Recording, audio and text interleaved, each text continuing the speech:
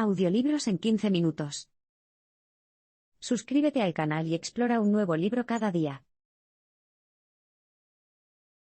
La transición de la dictadura a la democracia fue una de las causas de la violencia antimusulmana en el verano de 2012. El estado de Rakhine es la región más occidental de Myanmar. Mucho más larga que ancha, la costa del estado comienza en la frontera con Bangladesh en el norte, y se extiende hacia el sur a lo largo de la bahía de Bengala durante unas 300 millas. Sittwe, la capital del estado, es un pueblo de pescadores. Durante muchos años, sus habitantes musulmanes y budistas vivieron juntos en relativa armonía. En barrios como Nasi, no solo trabajaban y comerciaban juntos, sino que enviaban a sus hijos a las mismas escuelas y, a menudo, se casaban entre sí. En el verano de 2012, eso cambió. Tras meses de rumores de que los musulmanes estaban atacando a los budistas, empezaron a aparecer autobuses llenos de vigilantes armados en Sittwe. El 12 de junio, se mudaron a Nasi, donde pasaron el día incendiando casas de propiedad musulmana, y llevando a sus residentes a campos de desplazados. Fue el primero de muchos incidentes similares. El mensaje clave en este abrir y cerrar de ojos es: la transición de la dictadura a la democracia fue una de las causas de la violencia antimusulmana en el verano de 2012. Los objetivos de esta violencia fueron los musulmanes conocidos como rohingyas, una minoría étnica del estado de Rakhine. Los rohingyas se ven a sí mismos como Myanmar, pero los budistas de Rakhine niegan sus pretensiones de ciudadanía común. Según ellos, los rohingya no son de Myanmar en absoluto. En cambio, son descendientes de inmigrantes bengalíes de Bangladesh e India, que cruzaron la frontera y se establecieron en tierras que por derecho pertenecen a la mayoría budista de Rakhine. Perder sus tierras no es lo único que temen los budistas de Rakhine. Como muchos nacionalistas de Myanmar, llaman a la frontera del país con Bangladesh la puerta occidental. Esta es la última frontera entre el mundo musulmán al este y el mundo budista al oeste, y es lo único que se interpone entre ellos y la islamización. Como dijo un budista de Rakhine al autor, si no protejo a mi raza, desaparecerá. ¿Por qué, después de años de coexistencia pacífica, tantos budistas de Rakhine sintieron repentinamente que estaban siendo atacados? Una respuesta es que la campaña contra los rohingya coincidió con otro acontecimiento en Myanmar, el paso de la dictadura a la democracia. Entre 2011 y 2015, Myanmar, que había estado gobernado por una dictadura militar desde 1962, adoptó un sistema más democrático. Durante los años del régimen dictatorial, el ejército del país reprimió los movimientos políticos de las minorías étnicas. Sin embargo, ahora que los militares no están al mando, grupos como los rohingya podrían empezar a hacer valer sus derechos. Y eso, temían los budistas de Rakhine, erosionaría sus derechos. Los extremistas utilizaron las nuevas libertades para atacar a los rohingya. ¿Qué provocó la violencia en 2012? Hay dos explicaciones. La primera ha sido citada con frecuencia por los participantes. En mayo de 2012, una costurera budista fue violada y asesinada en el estado de Rakhine. 3 hombres descritos como musulmanes bengalíes fueron arrestados, juzgados y declarados culpables. Días después, 300 budistas mataron a golpes a 10 musulmanes en un ataque de venganza. Las víctimas de este ataque no tenían nada que ver con el asesinato de la costurera, entonces, ¿por qué fueron atacadas? Esta pregunta nos lleva a la segunda explicación. Para el verano, los crímenes perpetrados por musulmanes no se entendían como actos de violencia aleatorios, sino como expresiones de un siniestro plan para expulsar a los budistas del estado. Esta narración se había estado gestando durante algún tiempo. El mensaje clave en este abrir y cerrar de ojos es: los extremistas utilizaron las nuevas libertades para atacar a los rohingya. La vida cotidiana en ciudades multiétnicas como Sittwe es relativamente pacífica en 2011, pero muchos intelectuales y líderes políticos budistas ya estaban elaborando una narrativa nueva y divisiva.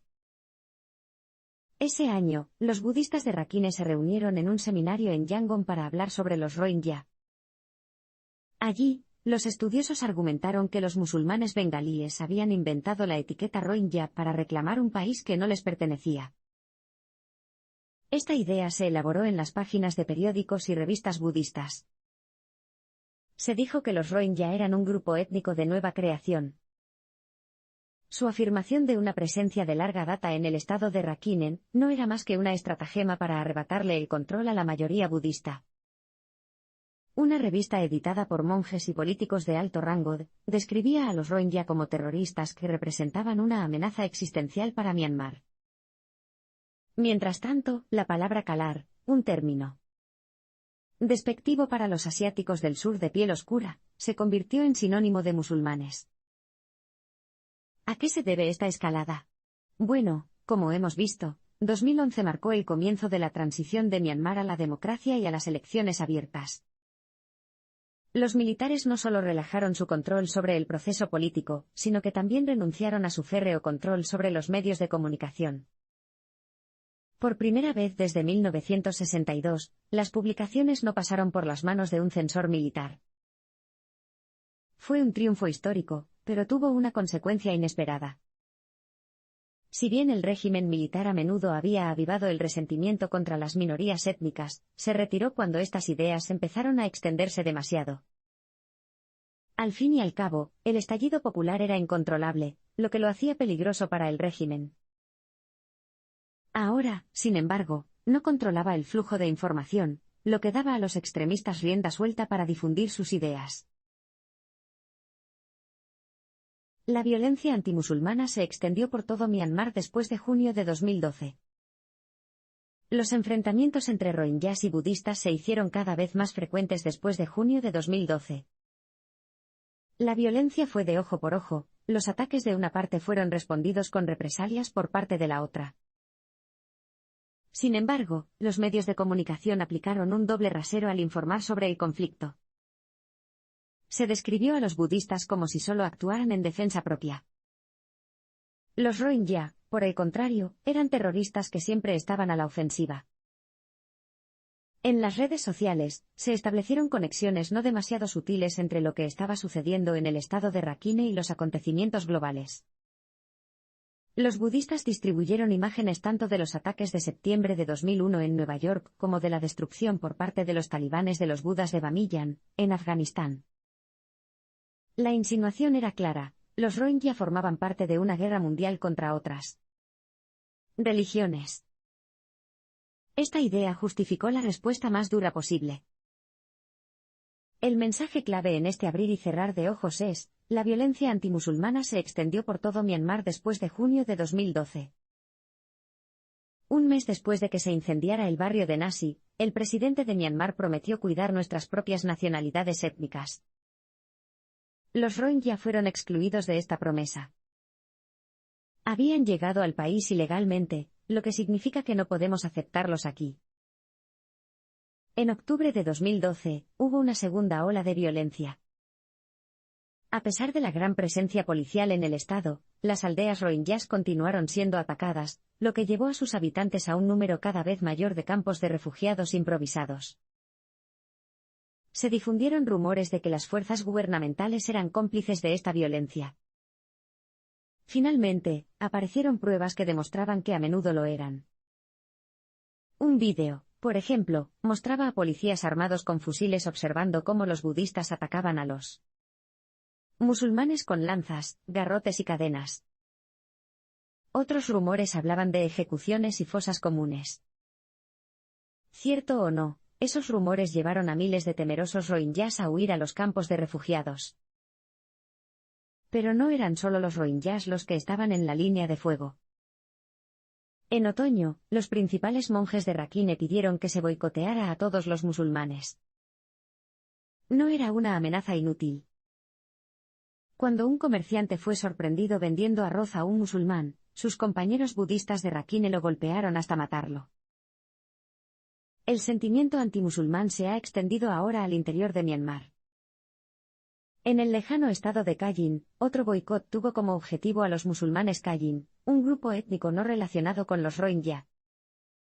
Siguió una serie de ataques con granadas contra mezquitas. También se seleccionó a otro grupo no relacionado, los musulmanes Kamán. En el caso más notorio, una mujer Kamán de 94 años murió a causa de heridas de arma blanca tras ser atacada por una turba budista. En Mandalay, una ciudad a 400 millas al noreste del estado de Rakhine, se incendió un barrio musulmán, lo que generó unos 12.000 refugiados. Las políticas del Imperio Británico en Myanmar sentaron las bases del resentimiento antimusulmán. Los primeros musulmanes que se establecieron en Myanmar llegaron hace más de 1000 años. Vinieron de Persia e India y establecieron puestos comerciales a lo largo de la bahía de Bengala. Con el tiempo, se casaron con la población local, y se convirtieron en una presencia establecida en lugares como Arakan, el actual estado de Rakhine. Las guerras fueron una característica constante de la historia de Myanmar durante este tiempo, pero la religión rara vez desempeñó un papel importante en ellas. De hecho, ese conflicto solía estar impulsado por las pretensiones de territorios de los reinos rivales. Cuando los reyes necesitaban soldados, los reclutaban de las comunidades que gobernaban, independientemente de su credo o etnia. Esta historia sugiere que los musulmanes tienen raíces profundas en Myanmar. Entonces, ¿por qué muchos budistas los ven como intrusos que necesitan ser expulsados? El mensaje clave en este abrir y cerrar de ojos es: las políticas del Imperio Británico en Myanmar sentaron las bases del resentimiento antimusulmán.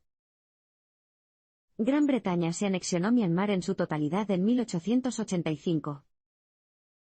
Al igual que otras colonias británicas en Asia, se integró rápidamente en una sola unidad política y económica. La India, la posesión más preciada del Imperio Británico, estaba en el centro de esta unidad. Integrar a Myanmar en el Imperio Británico significaba construir infraestructura, y eso requería mano de obra, algo de lo que carecía la nueva colonia. En 1886, Gran Bretaña resolvió este problema logístico disolviendo la frontera occidental de Myanmar, y alentando a los indios a establecerse en lo que ahora se llama Birmania. Estos inmigrantes ocuparon todos los puestos, desde simples jornaleros hasta empleados de oficina, soldados y prestamistas. Al hacerlo, cambiaron la cara del país. En la década de 1920, alrededor de 250.000 indios musulmanes e hindúes ingresaban al país cada año. Para 1931, Yangon, la capital colonial, albergaba a 212.000 indios y solo 128.000 bamar, el grupo étnico local más grande. Los indios también poseían la mitad de la tierra cultivable de Myanmar. Era una receta para el resentimiento. El movimiento nacionalista de Myanmar que surgió en las décadas de 1920 y 1930 se dirigió tanto a las autoridades británicas como a los recién llegados. Sin embargo, los nacionalistas distinguieron entre diferentes indios. Los hindúes fueron tolerados en gran medida. A diferencia de los musulmanes, no exigían que las mujeres de Myanmar se convirtieran y criaran a sus hijos en su fe cuando se casaban. Los musulmanes, por el contrario, no solo fueron acusados de ser títeres de los británicos, sino que también estaban diluyendo el linaje. Expulsar a los británicos, la primera prioridad de los nacionalistas, se vinculó estrechamente con un segundo objetivo: expulsar a los musulmanes. Con el tiempo, este segundo objetivo se amplió para abarcar no solo a los musulmanes indios que se habían establecido recientemente en Myanmar, sino también a las poblaciones musulmanas más antiguas, como los Rohingya. La dictadura de Myanmar buscó unificar la nación por todos los medios necesarios.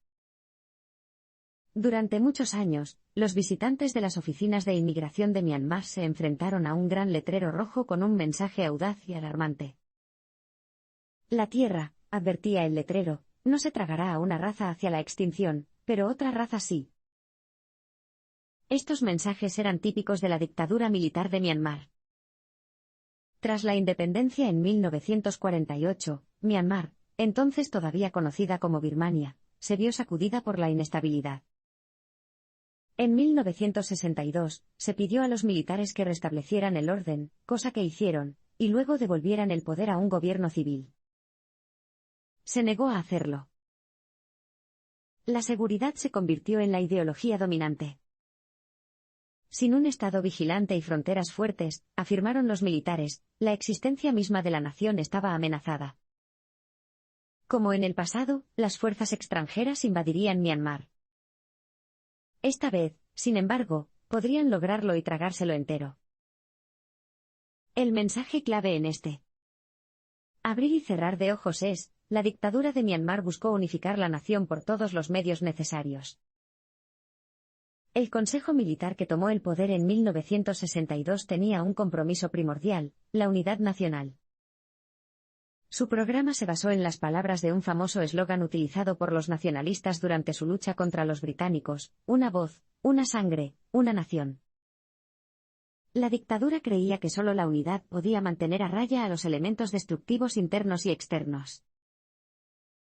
Durante las décadas siguientes, los militares crearon una poderosa narrativa sobre su papel. En lugar de construir una nueva nación, estaba restaurando una nación vieja. Según este relato, Myanmar había florecido durante muchos siglos porque se había unificado en torno a una sola cultura y fe, el budismo. Por supuesto, siempre ha habido minorías, pero se han asimilado a la cultura y la fe dominantes. Rakhine y Bamar, después de todo, pueden pertenecer a grupos distintos, pero ambos son budistas. Los británicos, por otro lado, habían subyugado a Myanmar introduciendo grupos extranjeros, especialmente musulmanes, que se negaban a asimilarse, erosionando así la unidad nacional. Hay una pizca de verdad en este relato simplista. Las autoridades británicas estaban obsesionadas con clasificar y fijar los límites entre las diferentes razas. En Myanmar, contaron no menos de 139 grupos raciales distintos. Además del fomento de la inmigración desde la India, no cabe duda de que la política británica canalizó el conflicto por motivos raciales, lo que sí socavó la identidad unificada de Myanmar. Sin embargo, el relato de los militares sobre el pasado no era puramente académico, sino que también justificaba sus políticas. Según el Consejo, su principal deber era proteger a Myanmar, y la única manera de hacerlo era lograr la unidad nacional. Si eso significaba usar la fuerza, que así fuera. El régimen militar desconfiaba de la historia de identidades étnicas fluidas de Myanmar. Justo antes de que Myanmar obtuviera su independencia en 1948, a las minorías que vivían en las regiones fronterizas del país se les prometió el derecho a separarse del futuro Estado nacional. A otros grupos se les aseguró que se les concederían los mismos derechos que el grupo étnico más grande de Myanmar, los Bamar.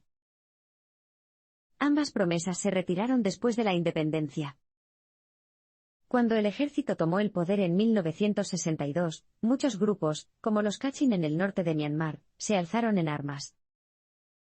Estas insurgencias fueron derrotadas fácilmente. Sin embargo, en el proceso, el ejército se convirtió en la institución con mejores recursos del país. La lucha también impulsó a los partidarios de la línea dura que querían adoptar una postura más firme con respecto a la unidad nacional. A partir de la década de 1970, el régimen restringió constantemente la definición de ciudadanía en pos de este objetivo. El mensaje clave en este abrir y cerrar de ojos es: el régimen militar desconfiaba de la historia de identidades étnicas fluidas de Myanmar. ¿Quién pertenecía a la nación de Myanmar?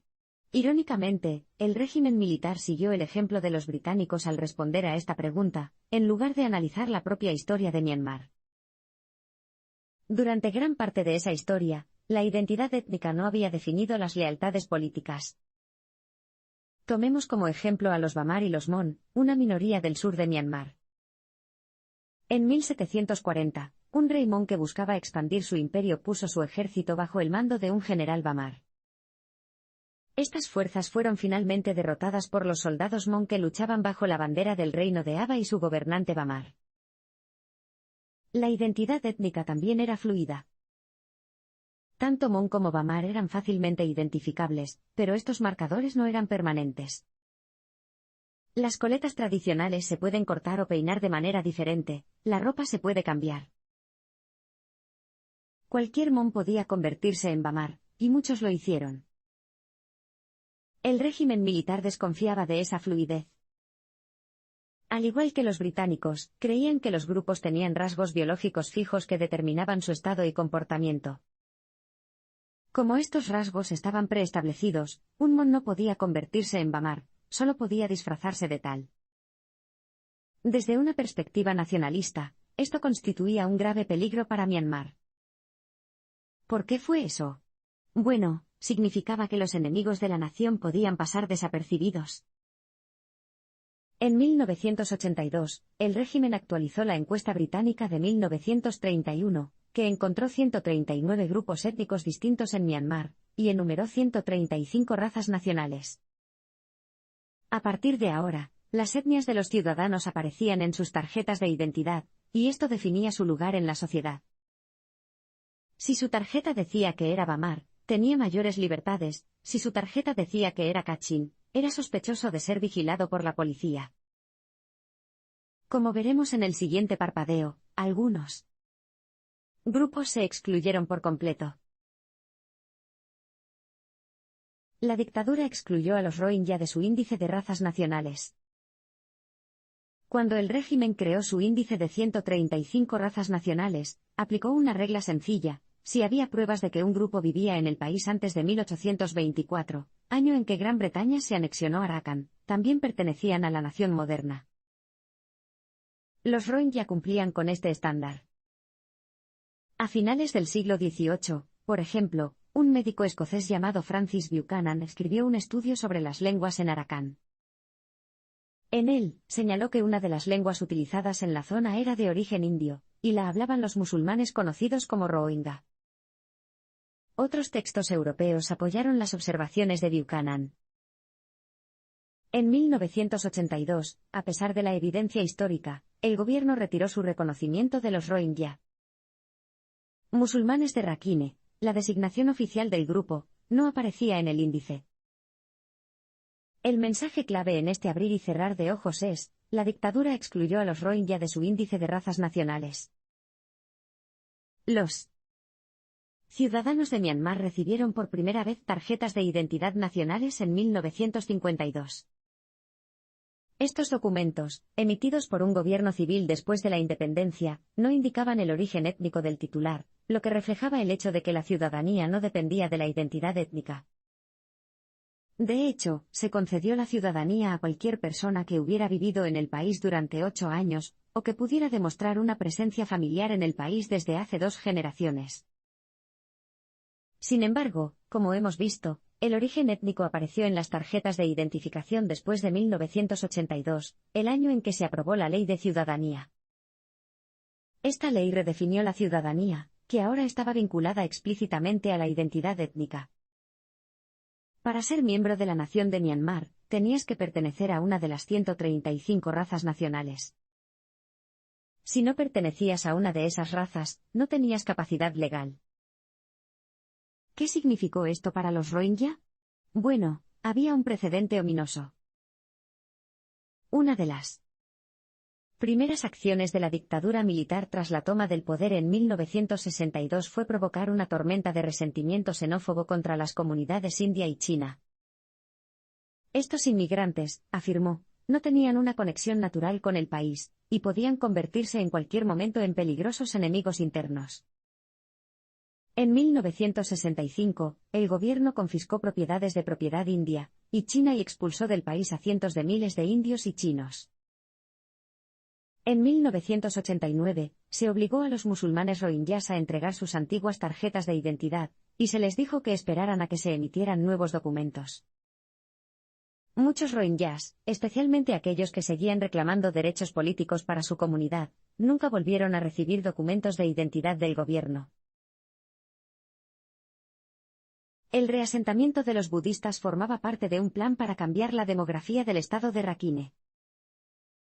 A mediados de la década de 1990, los guardianes de las prisiones de Myanmar se acercaron a delincuentes pertenecientes a grupos étnicos budistas y les hicieron una oferta convincente. Podrían seguir languideciendo en la cárcel o podrían ser liberados anticipadamente. ¿El truco? Tendrían que trasladarse al estado de Rakhine. Los que aceptaron abordaron un barco en Yangon, la capital de Myanmar, hasta 2006. Tras un viaje de 4 días, desembarcaron en Sittwe. Desde allí, viajaron por tierra hasta aldeas remotas del norte. Cuando llegaron, recibieron casas recién construidas, un estipendio mensual, raciones de comida, vacas y arrozales. Según los estándares del prácticamente inexistente estado de bienestar de Myanmar, se trataba de una configuración extraordinariamente generosa. Entonces, ¿por qué el gobierno derrochaba todo este dinero en ladrones, carteristas e incluso asesinos? El mensaje clave en este abrir y cerrar de ojos es: el reasentamiento de los budistas formó parte de un plan para cambiar la demografía del estado de Rakhine. A finales de los 80, la dictadura de Myanmar se preocupó cada vez más por el estado de Rakhine. A pesar de su intento de privar a los Rohingya de sus derechos legales, creía que la región estaba siendo perdida para una población musulmana, cuyo número seguía aumentando gracias a los inmigrantes bengalíes. Incapaz de proteger la frontera, el gobierno ideó un plan de rescate demográfico. Este plan tenía 2 vertientes. La primera fue colocar a los funcionarios de Bamar en los cargos más altos del Estado, y poner guarniciones de tropas leales a su disposición. Esta parte del plan se basaba en resentimientos profundamente arraigados. Durante la Segunda Guerra Mundial, las fuerzas rohingyas lucharon contra los japoneses junto con el ejército británico. Tras la guerra, Gran Bretaña otorgó a los musulmanes los cargos administrativos más altos del estado de Rakhine, como recompensa por su lealtad. Muchos nacionalistas budistas seguían resentidos por la experiencia de estar gobernados por extranjeros. El segundo objetivo consistía en reasentar a los budistas del interior del país en el estado de Rakhine, una idea que ideó por primera vez un coronel llamado Takyao, de etnia budista de Rakhine. Takyao creía que la etiqueta de Rohingya formaba parte de una conspiración para permitir que personas ajenas, principalmente a los bengalíes, reclamaran los mismos derechos que la población indígena. Argumentó que si no se abordaba esta conspiración, Myanmar se encontraría con una gran minoría musulmana que actuaría como cabeza de puente para la islamización del país. El plan de Takyao se ganó el apoyo de la dictadura. Al igual que el coronel, el régimen veía el budismo como un aglutinante social que mantenía unida a la nación. El Islam, por el contrario, era un disolvente que debilitaba este vínculo. Se dedujo que reasentar a los budistas en áreas de mayoría musulmana fortalecería a la nación. El movimiento a favor de la democracia se negó a ponerse del lado de los Rohingya. No fue solo la violencia contra los rohingyas y otros musulmanes lo que sorprendió a observadores como el autor. La reacción del público ante esa violencia fue igualmente sorprendente. Cuando los refugiados se llevaron las pocas posesiones que les quedaban de las aldeas arrasadas, multitudes de budistas se alinearon en las carreteras para burlarse de ellos y burlarse de ellos. Mientras tanto, la violencia en el estado de Rakhine se estaba extendiendo rápidamente a otras zonas del país, impulsada por una ola popular de resentimiento antimusulmán. Sin embargo, la hostilidad y la indiferencia no se limitaban a los nacionalistas que creían que el país estaba librando una lucha a vida o muerte con el Islam. Incluso el movimiento a favor de la democracia, el paladín de la igualdad en Myanmar, mostró pocas señales de simpatizar con la difícil situación de los Rohingya. El mensaje clave en este abrir y cerrar de ojos es: el movimiento a favor de la democracia se negó a ponerse del lado de los Rohingya. Durante años, el movimiento a favor de la democracia lideró la lucha contra el régimen militar. Sus filas están repletas de víctimas de las campañas de la dictadura en las zonas fronterizas, y miles de sus activistas han sido encarcelados. Entonces, ¿por qué este movimiento no apoya la causa de los perseguidos rohingyas? Bueno, a pesar de su oposición a los militares, el movimiento comparte muchas de las suposiciones del antiguo régimen. Tomemos como ejemplo a Koko Gyi, un disidente que pasó 17 años en la cárcel por su activismo, y es venerado como una fuente de autoridad moral en Myanmar. Cuando lo entrevistaron sobre la situación en el estado de Rakhine, afirmó que los Rohingya no son en absoluto una raza étnica de Birmania. Cualquiera que dijera lo contrario estaba infringiendo la soberanía de Myanmar. Si la comunidad internacional continuara presionando para que se haga justicia para los Rohingya, personas como él acabarían uniendo sus manos con los militares. La democracia, tal como él la veía, significaba igualdad para los súbditos legítimos de Myanmar, no para intrusos como los Rohingya. Mientras tanto, Aung San Suu Kyi, la líder del movimiento a favor de la democracia, se negó a culpar a los nacionalistas budistas por la violencia antimusulmana. Con 115,000 rohingyas en los campos de refugiados, afirmó que ambas partes habían tenido la culpa, y que sería injusto señalar a una de las partes en el conflicto. Algunos sospechan que Suu Kyi, de etnia Bamar, puede tener sus propios prejuicios contra los Rohingya, pero hay una explicación más sencilla de su negativa a condenar los ataques contra el grupo. Tras haber logrado finalmente su objetivo de elecciones abiertas, el movimiento a favor de la democracia está atrapado entre la espada y la pared. Si se opone a los movimientos nacionalistas que se presentan a sí mismos como defensores del budismo, será tachado de promusulmán y perderá apoyo. Sin embargo, si permanece en silencio, su reputación como defensora de la justicia se verá afectada. Ambos escenarios ponen en riesgo el futuro del movimiento. Este es un enigma que sigue sin resolverse hasta el día de hoy.